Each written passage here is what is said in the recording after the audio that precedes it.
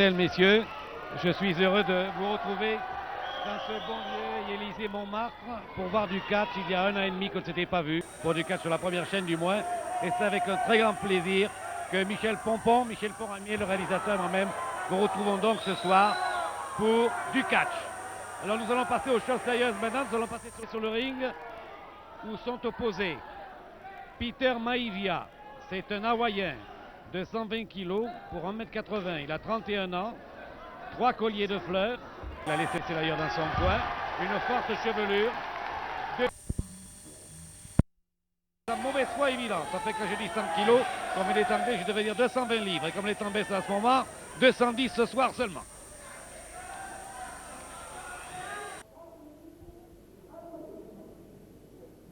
Serpent tatoué, croisé sur le lambeau. Il est inquiet au départ, Ferrero.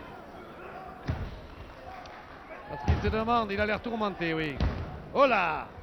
C'est un cas de conscience pour le Péruvien. Saut chassé en plein dans le menton.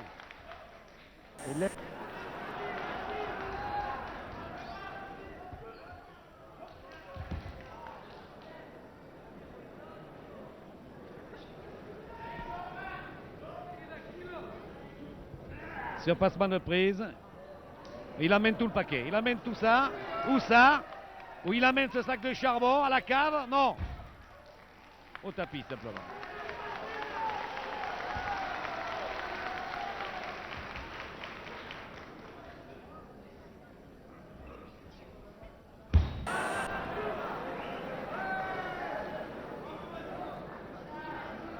Terrero regarde Mantopoulos avec un œil aussi pétillant que celui d'un contractuel contemplant une voiture en double fil. Attention, ça va tomber. Deux, hop, et c'est tombé. Sur le crâne du contractuel d'ailleurs, Terrero. Pop, c'est sauté. Boum, et là. 1, 2, non. Il est repris. Il a mis les écouteurs là. Hop, et il...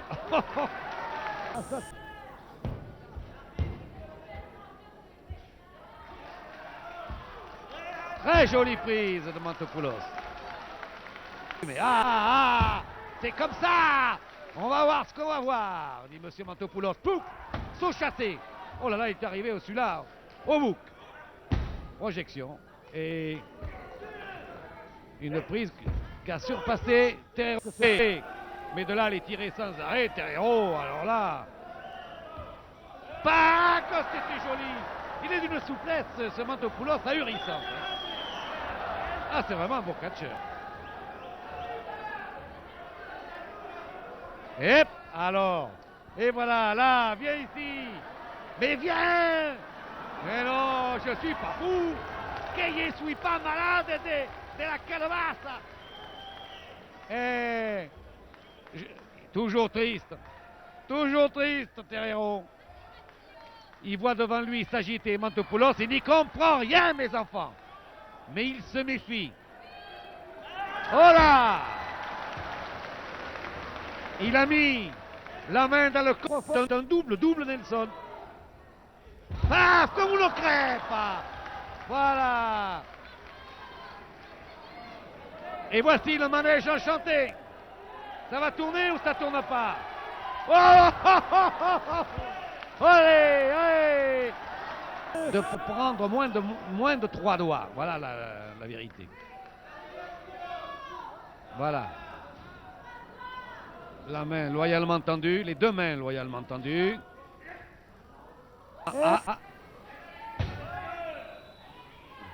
Il le repousse dédaigneusement.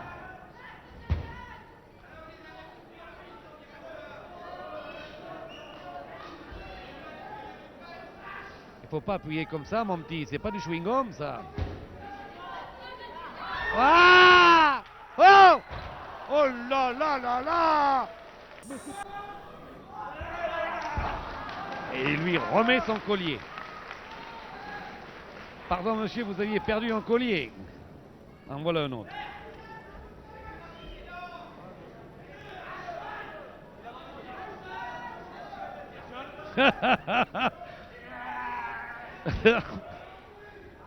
Il y a un spectateur qui l'avait dit, monte à cheval, tu vas gagner le tiercé demain.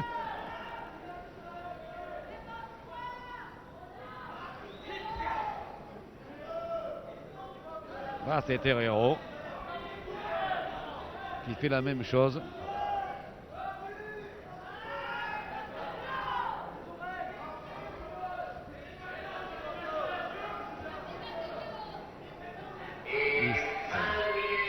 Ces deux hommes ruissellent de sueur. Vous pouvez les voir de près d'ailleurs maintenant. Et qu'est-ce qu'il fait? Il passe la jambe par-dessus et il termine par une manchette. Ah mais! Et il part en... Oh là là, il a des belles manchettes. Elles partent courtes, mais on sent qu'il y a du poids derrière. Voilà. Hop!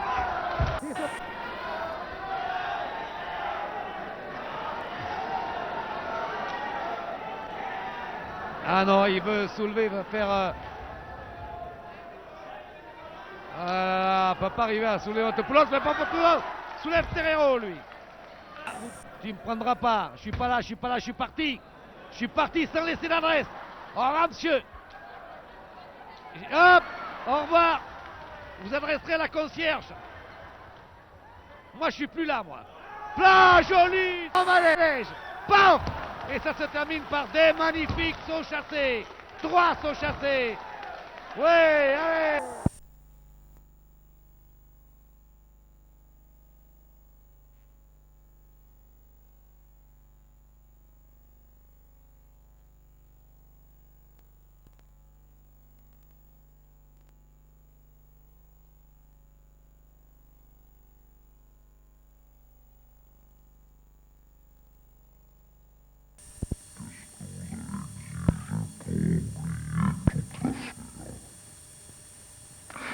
Stagnès qui est rentré à la place de Terreiro. Stagnès, Roca.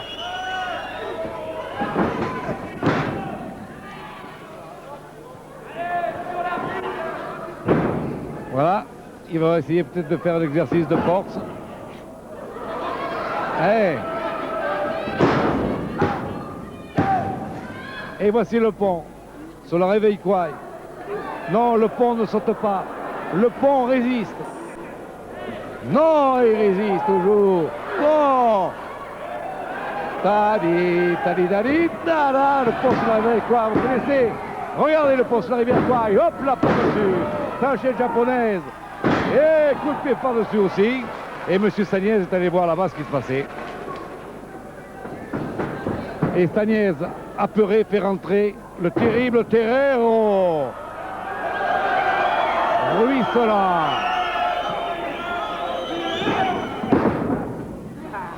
Je trouve il lui donne des coups de pied, des coups de poing. Et toujours aussi triste. Regardez-le bien en gros plan. Si Jean Venegut pour le faire voir, en gros plan. Il a des yeux de veau. Il a des yeux de veau. Voilà. Ah là, il tourne le dos à la caméra. Là, évidemment, vous ne pouvez pas voir les yeux. D'ailleurs, c'est une salle curieuse ici. Il y a un monde de fous à droite et à gauche dans les tribunes. Et vraiment, quand je dis un monde de fous, il y a beaucoup de monde. Et il y a quelques personnes en bas seulement, assis sur des chaises. C'est une belle salle, la salle de Pompidou, ici, à Vincennes. Malheureusement, vous devinez la foule, mais les gens ne sont pas éclairés. Et Van der Rutt a le plus grand mal à vous les faire voir. Voilà, vous voyez, vous les devinez là-haut. Mais ils sont là-haut. À Terreiro, gros plan sur Terreiro quand il va tourner vers la caméra. Sur les yeux de Terreiro. Ah, voilà. Il voudrait écarteler Roca.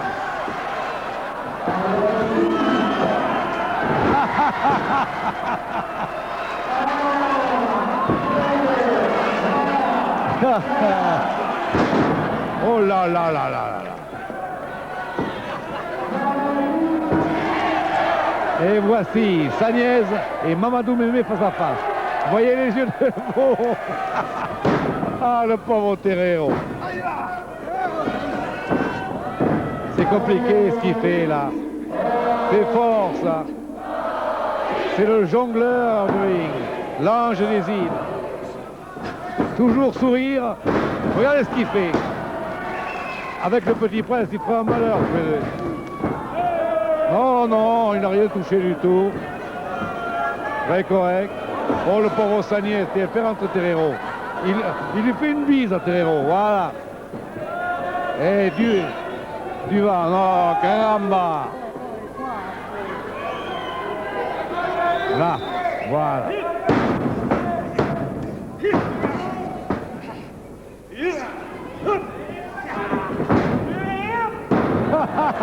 Il a fait 2 tours avec le bras de Walter Bord et lui il en fait 4, voilà. Toute la différence est là. Voilà, là, voilà. Sagnès.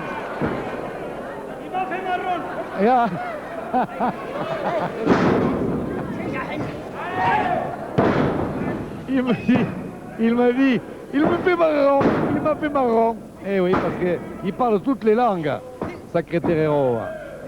En ce moment, il y a Sagnès qui est en train de valser. Il valse avec Roca. Vous m'accordez la prochaine, monsieur? Oui, oui, oui.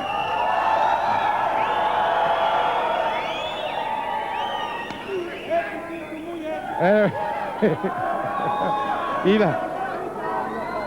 Oui, oui. Il en veut beaucoup, Petit Prince. Hein.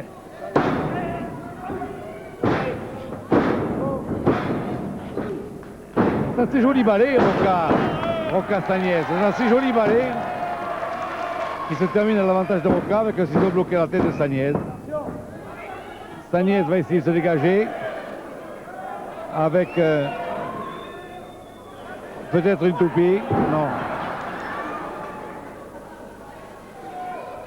Vous avez vu le visage de Walter Bord en premier plan parce qu'il est dans son coin, il attend. Il attend que Roca lui passe. Vous voyez, il tend la main vers Roca. Roca ne le voit pas.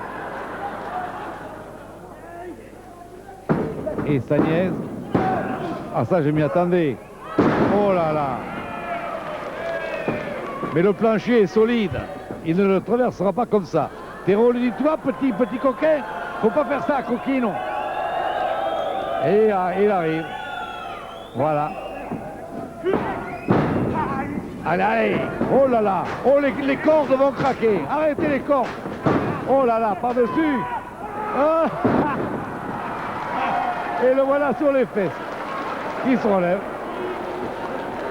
Toutes les prises lui font mal à Terreiro. Il ne peut pas supporter plus de dos. Oh.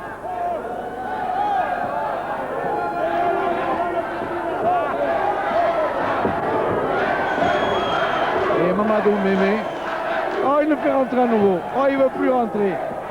Il ne veut plus rentrer.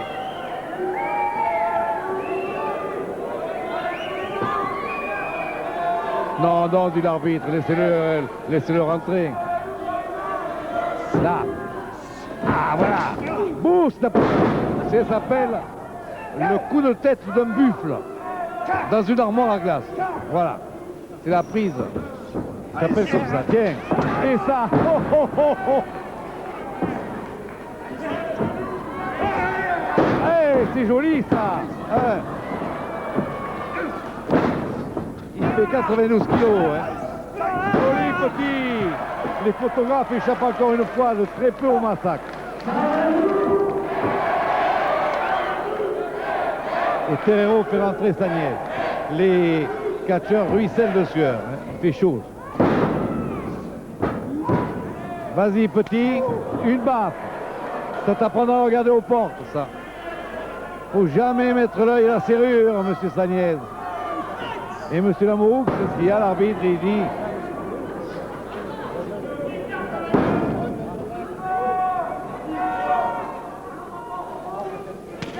Passe. Allez. Oh, Terreiro, oui.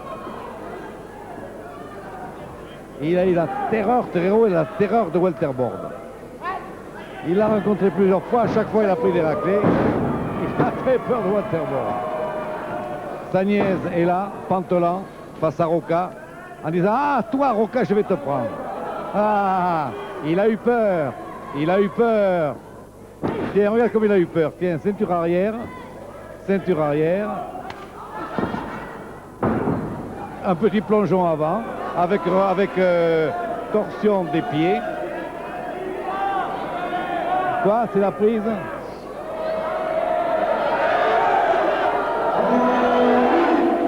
Après, le parapluie. Tu dis la prise du parapluie. Ah bon? Très douloureux pour les gamins. Ah bon, ah bon, ah bon. Oh là là. Alors là, c'est le parapluie, c'est le parasol. Là. Et il monte tout seul en haut du parapluit. Comment voulez-vous que je redescende chez l'arbitre? Bon, comme ça, lui, l'arbitre. Voilà.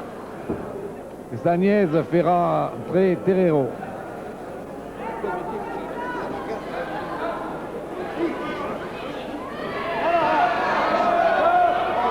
Terreiro amène Roca dans le coin.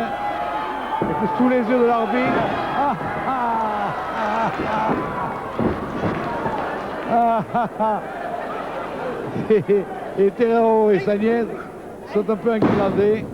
Mais sa nièce est quand même revenu prendre son coup sur la tête. Il va revenir dans son coin sans doute. Il est à moitié assommé. Ah, toi Roca, je vais te prendre. Tiens, à la manchette, à la manchette, à la manchette, à la manchette. Manchette, manchette, manchette. Oh! À toi! Il est allé lui dire à Terreiro, je vais la voir comme ça, je vais la voir. Mais non, c'est pas là, il est de ce côté-là, Terreiro. Et Mamadou Mémé face à son vieil ami, Antonio Terreiro. L'homme qui n'a peur de rien, sauf de son ombre. Et il a envoyé une manchette qu'il a fait passer par-dessus. Ah, il fait, voilà, voilà les muscles. Voilà ce qu'on appelle des muscles. Nous, en Espagne, c'est des muscles. Et sa nièce, en bon procès qu'il est, on voit un coup de latte de la tête du brave Walter Bord qui revient, quand même. Quand le lion va se réveiller, ah, ils s'y mettent à deux. 3 avec l'arbitre, c'est trop.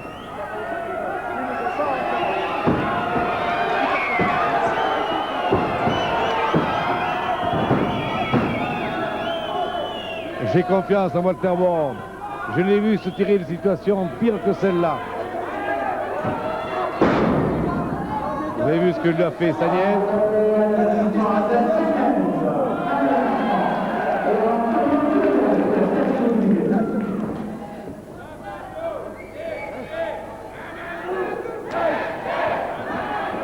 Voilà, voilà, la vengeance n'a pas tardé.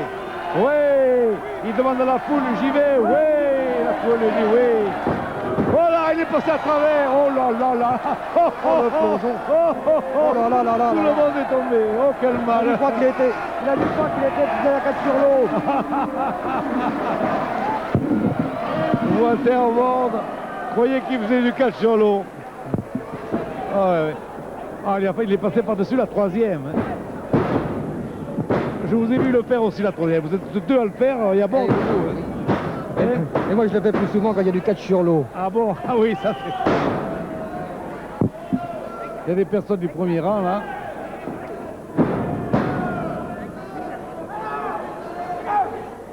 Qui ont pris un bon coup, en fait ça va. Il n'y a pas de blessé.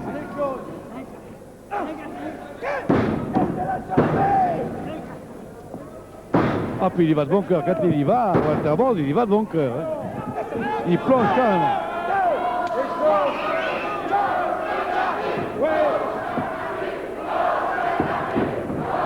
Roca est malmené à droite, à gauche par sa nièce et par Terreiro.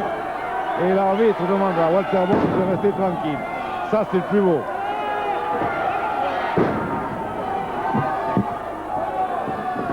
Un, deux, trois. Oh, oh, ce qui est le comble de la honte.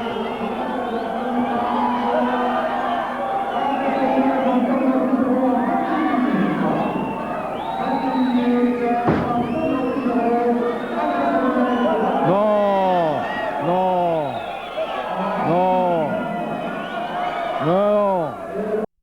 Pas sur nous. Et les deux n'en peuvent plus. Un peu calmé. Roca hésite. Et voilà voilà, par-dessus. Oh, la jolie prise. Oh, la jolie prise. 1, 2, 3, joli.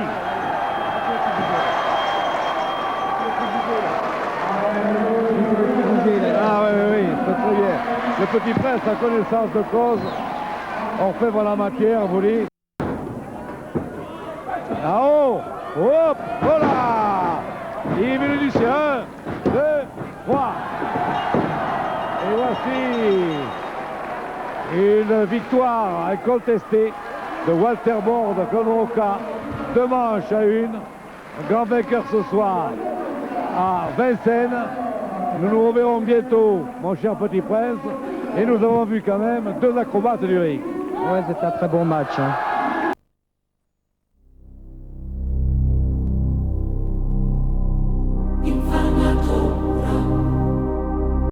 De catch, le premier a d'ailleurs commencé il y a quelques minutes et il oppose Bob Plantin à Fred Magnier.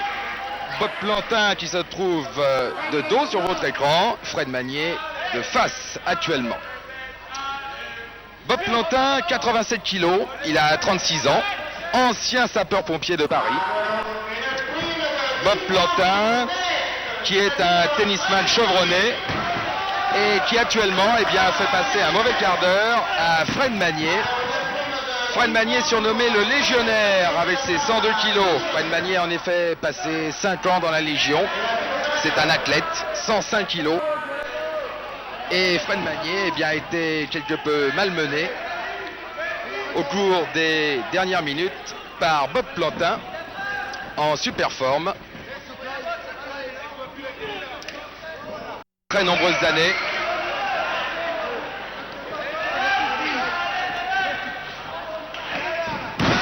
Et c'est au tour de Fred Magnier de prendre l'avantage.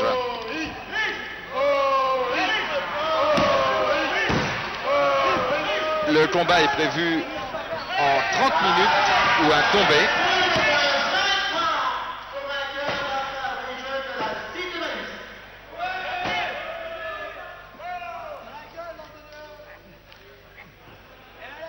Bob Plantin en très mauvaise posture.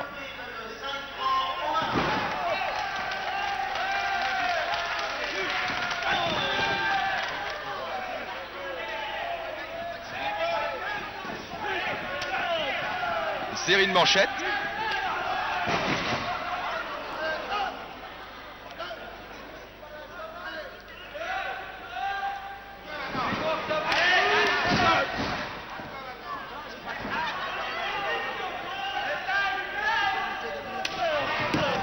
Ah, le coup fait mal. Le coup que vient d'infliger Fred Magnier à Bob Plantin fait très mal.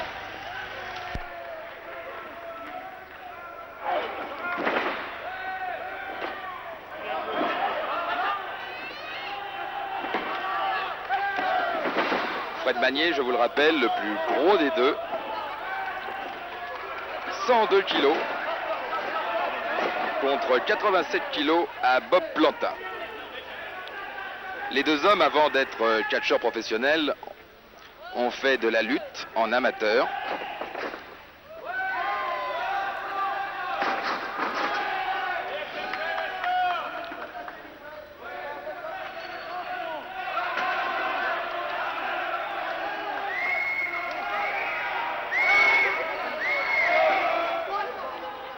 Ah, la situation est confuse actuellement.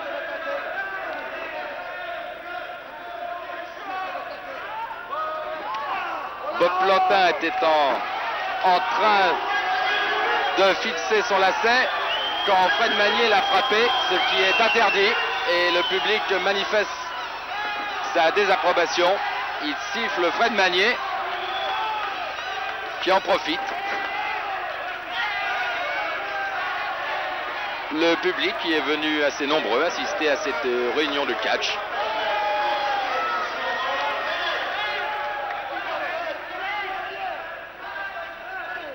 Fred Magnier a quelques problèmes avec les spectateurs. Finalement, il reprend le combat. Il reçoit quelques coups.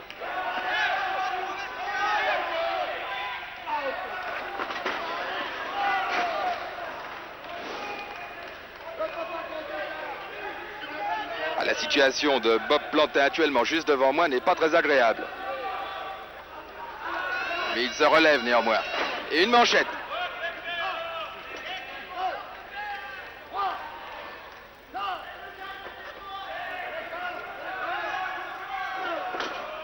Ah, Fred Magnier est déchaîné.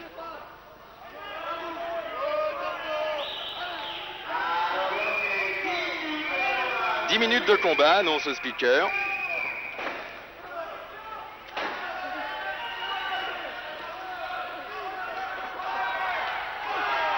Ah, c'était à prévoir. À son tour, Fred Magnier subit la loi de son adversaire.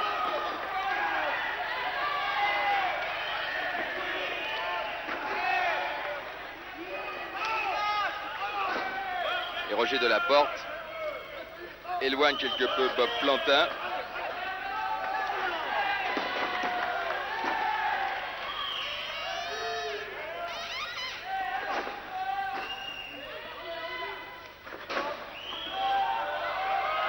Bob Plantin qui se retrouve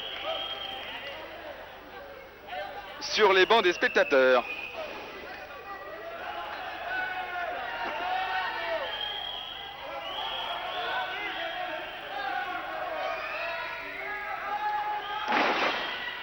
Bob Plantin qui semble beaucoup plus à l'aise sur un court de tennis que sur un ring.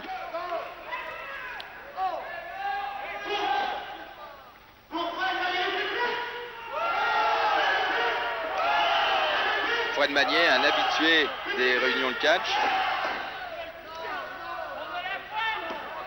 Les spectateurs qui ont l'habitude d'assister aux réunions de catch, au cirque d'hiver ou ailleurs, connaissent Fred Magnier. Ils connaissent un peu moins Bob Plantin, actuellement à terre et en situation difficile.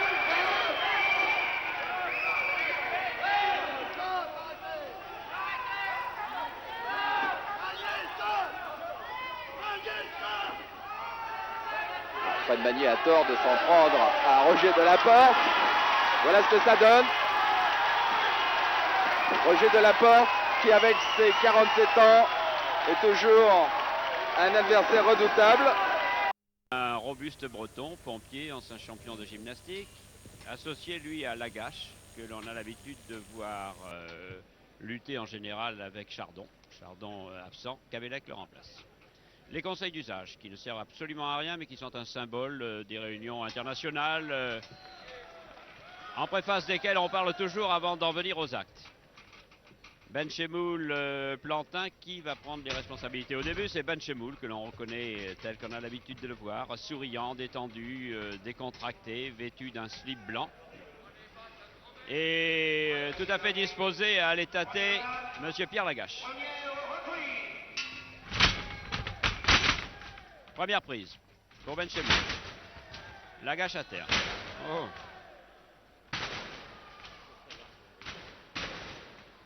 Je m'empresse de dire que Lagache n'est pas pompier. Il passe le relais à Corbellec-Quillet. Et Corbellec subit le même sort. Benchemoul passe le relais à Plantin. Plantin se dit ça n'est pas tellement difficile, mais il va tomber sur un bec avec Corbellec, qui est encore une fois un excellent lutteur, qui le renvoie cette fois-ci au tapis. Corbin fait le pont et envoie Corbellec de l'autre côté des cordes. L'arbitre international, monsieur André Chauveau, s'interpose. Il a ôté sa belle veste de smoking. Il a sur le cœur les couleurs tricolores. Et Corbellec vient d'envoyer Corbin, non pas à Patresse, mais dans son coin de ring. Corbellec passe le relais à Lagache. Collant noir et torse nu, ce qui est une tenue qui peut être celle d'un catcheur, pourquoi pas. Très bonne clé de Lagache. Et Plantin, 2 fois de suite, va au tapis. Benchemoul observe.